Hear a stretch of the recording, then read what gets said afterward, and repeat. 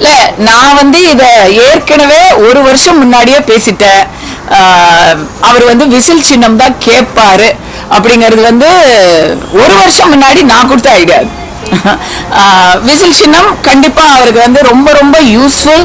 அவர் இதுக்கு தனியா ப்ராபகண்டா ஃபிலிம்லாம் எடுக்கவே வேணாம். நேரடியா பிகில் அப்படிங்கிற படத்துல இருந்தே எடுத்து அவர் ப்ராபகண்டாலாம் பண்ணிடலாம். So it's a very good. அவருக்கு ஒரு நல்ல தை பிறந்தா வழி பிறக்கும்னு சொல்லுவாங்க இல்லையா? தை பிறந்ததும் முதல்ல சின்னம் பிறந்திருக்கு, அடுத்ததா அவருக்கு சேர வேண்டிய இடத்துக்கு வழி கூட பிறந்துரும். அதுதான் என்னுடைய நம்பிக்கை. என்ன இருக்கு வெளிப்படையா? நானும் ஒரு வருஷமா சொல்லிட்டு இருக்கேன். திமுக, விசிக, காங்கிரஸ் போன்றவர்கள் எல்லாம் 4 வருஷமே தாங்க முடியல. இதுக்கு மேல எல்லாம் தாங்கவே முடியாது.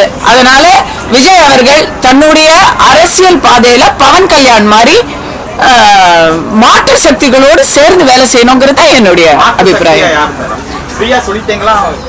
தமிழகத்தில் அதிமுக தலைமையில் இருக்கக்கூடிய தேசிய ஜனநாயக கூட்டணியில் திமுக ஆட்சியை அகற்றுவதற்காக விஜய் அவர்களும் சேர்ந்து பணியாற்ற வேண்டும். போதுமா தம்பி?